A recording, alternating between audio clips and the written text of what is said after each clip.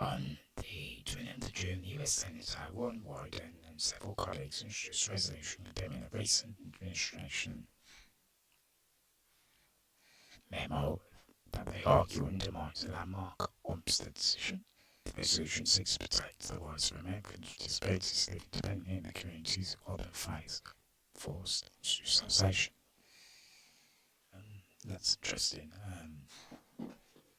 Anything that kind of inhibits the rights of millions of disabled people. Again, I'm not going to pretend that I'm an expert in American politics. I'm not. But also, just from the headline, that brief alone, this could happen elsewhere in the UK, where, over the last 15 years or so, there's been more of a push of rather than disabled people being supported to live in their own home through individual budget packages where they hire their own staff, whether that be directly or through agency. There's been kind of more of a push from local authorities to try and see people move back into group homes, which is like a shift away from kind of the progressiveness of the early 90s and the introduction of Community Care Act. Sometimes true with American disabled people, and you hope that there isn't more of a, this move kind of stems any plans to kind of destroy their independent living movement in that country, because I think a few weeks ago we talked about similar issues happening. I think it was in Mexico, where there were protesters arguing against moves there, and it seems, and again we talked about Australia with their insurance payments, the split insurance scheme, and how that was going to affect potentially hundreds of thousands in the next 5 years or so. So we're seeing again,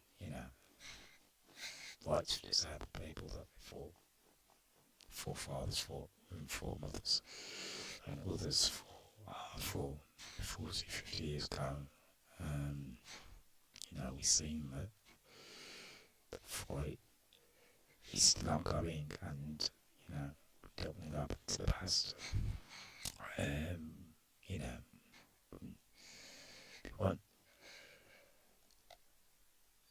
We want to live independently where possible.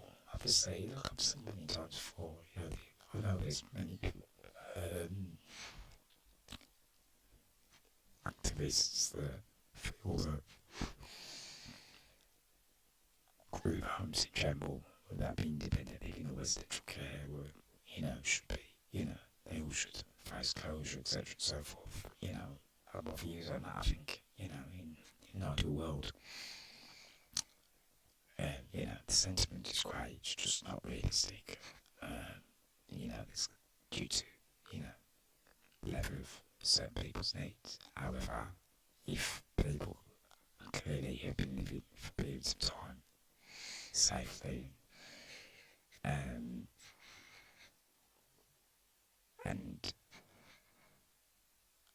with autonomy in their own home, directing their own care, then there's no reason why that shouldn't continue. The unwillingness to find funds isn't the reason to strip people of their autonomy. Ultimately, I've said many times before about, people that manage their own care, they effectively are running a small business in terms of managing their care staff. They're bringing more to the table than, bringing so much to the table and not even being paid a management wage where they've had to develop on the fly their worth of skills in order just to maintain their own life. And why take that away? Because the state doesn't want to find money, and it is the case of, particularly in this country, and we'll talk about anywhere else but in the UK, is about unwillingness to find the money, because ultimately the money's there to find money for other things when it suits. So, strip certain people of their autonomy.